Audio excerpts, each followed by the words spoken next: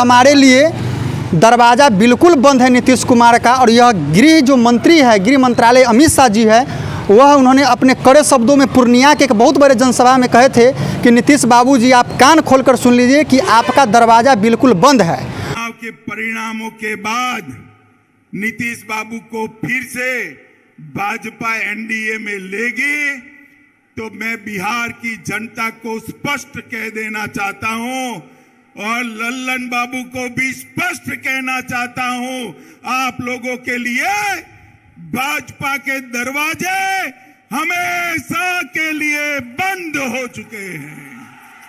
माताओं, भाइयों, बहन, नमस्कार, आप लोगों को स्वागत करते हैं सीड्स इंडिया न्यूज़ के यह सोशल मीडिया और यूट्यूब प्लेटफॉर्म पर।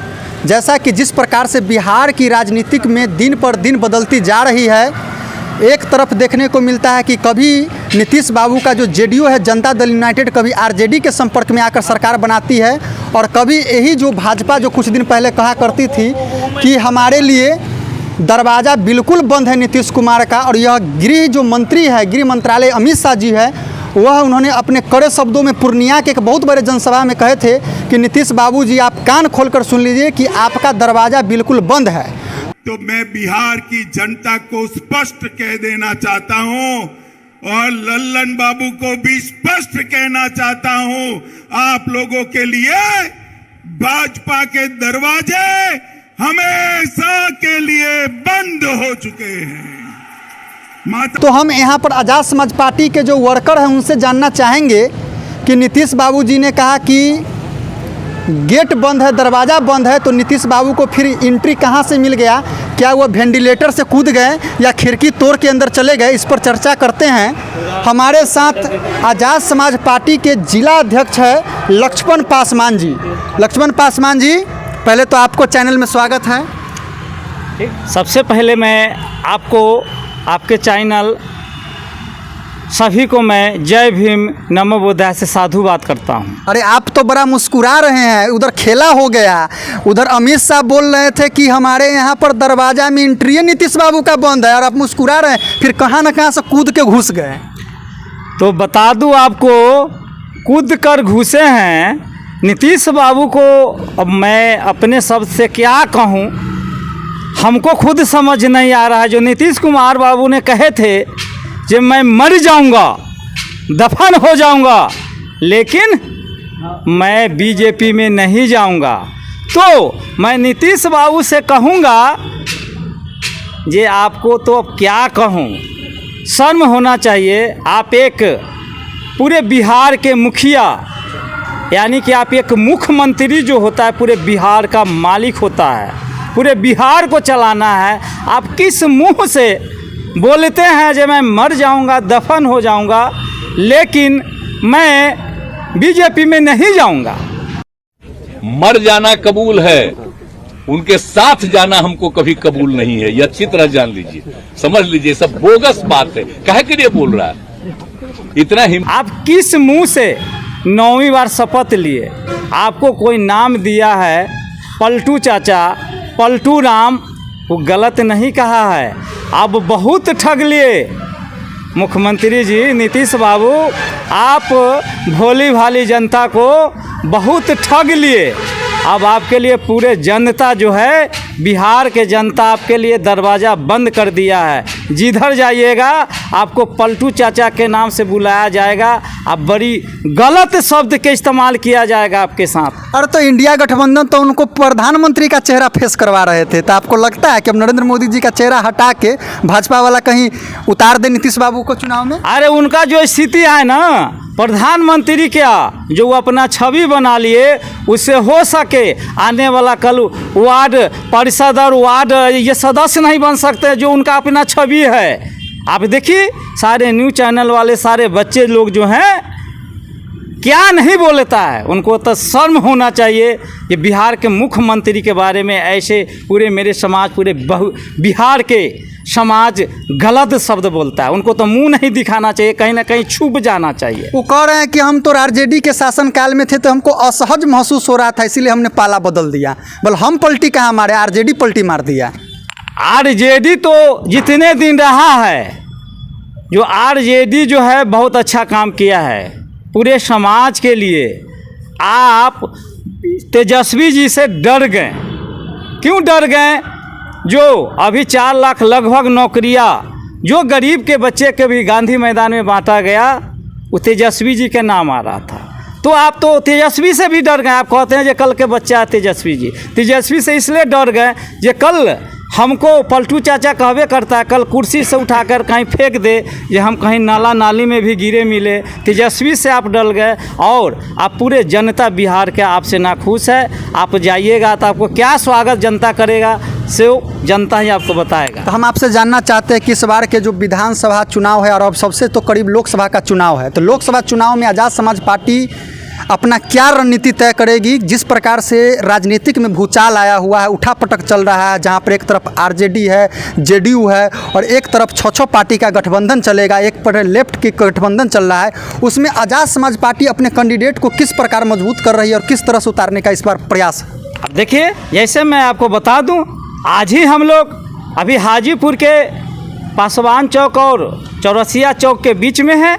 आज पार्टी के मजबूत करने के लिए हमने आज ये बैठक बुलाया हूँ। आज ये मजबूती के साथ हमने अपने कार्यकर्ता के साथ बात किए हैं और तन मन धन से मजबूती के साथ आज़ाद समाज पार्टी हाजीपुर लोकसभा लड़ने की काम करेगी। मजबूती के साथ हम लोग लोकसभा लड़ेंगे।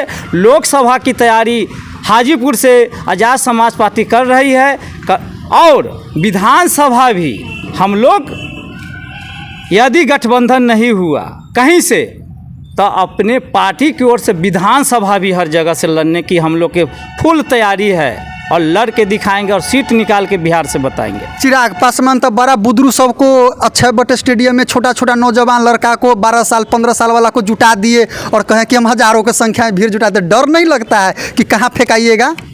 चिराग पासवान जी के बारे में अब क्या कहें। चिराग पासवान जी हमसे बड़े नहीं हैं, छोटे ही हैं।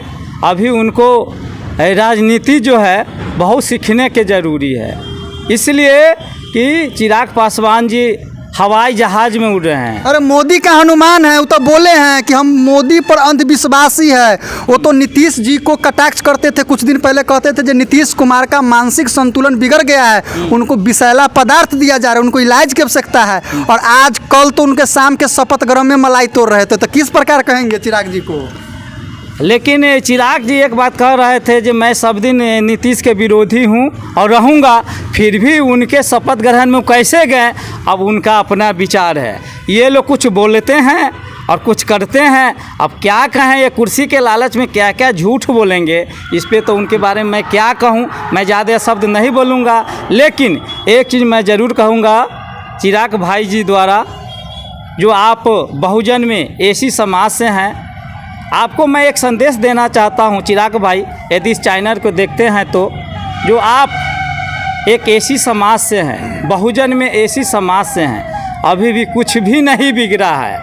आप एसी हैं, एसी के बारे में, बहुजन के बारे में सोचे और मोदी जी के हनुमान नहीं बने। जिस दिन हमारा एसी समाज समझ गया, कुछ समझ रहा है, जिस दिन समझने लगा उस दिन आपके लिए बहुत बड़ा प्रॉब्लम होगा चिराग भाई।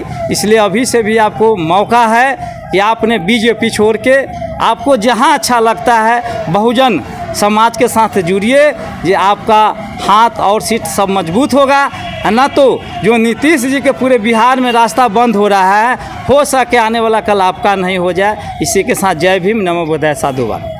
आपसे जानना चाहते हैं कि क्या करिएगा, लोकसभा चुनाव करीब आ गया है, नीतीश जी बार बार पल्ला बदल रहे हैं, तो आज़ाद समाज पार्टी कहाँ पर खड़ा है इसमें? नीतीश जी पल्ला जो बदल रहे हैं, पल्ला नहीं बदल रहे, वो बहुत बड़ा सीढ़ी लगाए हुए हैं। पल्ला और खिड़की बंद होता है और धीरे से अमित शाह जी खोल देते हैं और ऊपर से चले जाते हैं। और रही आज़ाद समाज पार्टी की, तो पूरी मजबूती से, पूरी तैयारी से, पूरे उल्लासों से हम लोग हैं, लगे हुए हैं और लड़ेंगे। निश्चित है कि सीट यह माना जाए कि इस बार कन्फर्म है कि आने वाला आगामी लोकसभा चुनाव में आज़ाद समाज पार्टी हाजीपुर लोकसभा से अपना कैंडिडेट देने जा रही है। 100%, और यहीं का लोकल होंगे, जो सब गरीबों और इसको काम आएंगे, उनके दरवाजे पे जाएंगे, वो काम आएगा।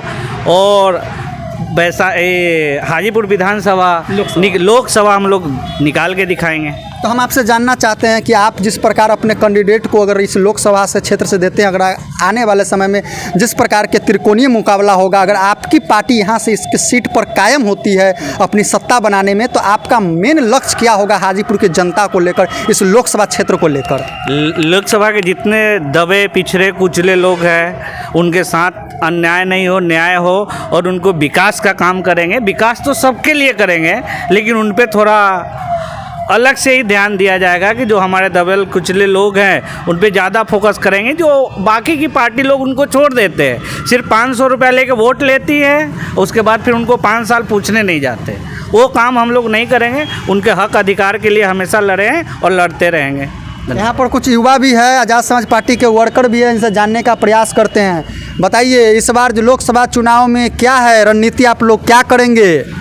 इस बार हम लोग बड़े भैया के लेल बहुत मजबूती से हम लोग अपने समाज में काम कर रहे हैं, और इस बार हम अपने हाजीपुर क्षेत्र से सीट को हम लोग लाएंगे भी।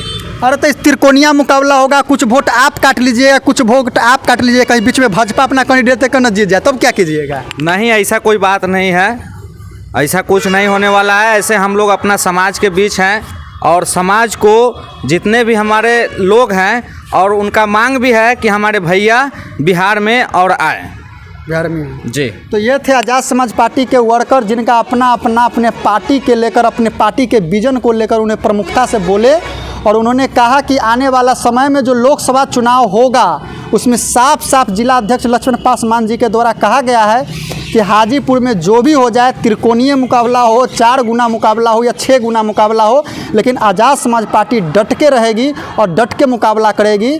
तो आप कमेंट के माध्यम से प्रतिक्रिया दीजिए कि हाजीपुर लोकसभा क्षेत्र में इस बार माहौल किसका है, और क्या चिराग पासवान या पशुपति पारस या महागठबंधन के कोई एक प्रत्याशी आएंगे, जैसा कि आरजेडी और लेफ्ट के तरफ से यह दावा किया जा रहा है कि हम भी एक कैंडिडेट को देंगे। तो इस पर क्या अपनी प्रतिक्रिया देते हैं, और कहां पर सभी पार्टियों का नज़र है, और किस प्रकार के आने वाला लोकसभा में जनता अपना मत का डिसाइड करती है, इस पर आप प्रतिक्रिया देकर बताने का काम करेंगे। जय भीम, नमो बुद्धाय। हम हाजीपुर लोकसभा क्षेत्र में भी आए हुए हैं, फिर किसी अन्य क्षेत्र में जाएंगे, बगल में वैशाली लोकसभा क्षेत्र है उसमें जाएंगे, और वहाँ के आम जनताओं से जानने का हम कष्ट करेंगे। शीर्ष न्यूज़ का वीडियो को ज़्यादा से ज़्यादा लाइक करें, कमेंट्स करें, और ज़्यादा से ज़्यादा शेयर करें, चैनल को सब्सक्राइब करें, और बेल आइकन ऑल सेलेक्ट करें, ताकि आपको वीडियो मिलता रहे। धन्यवाद।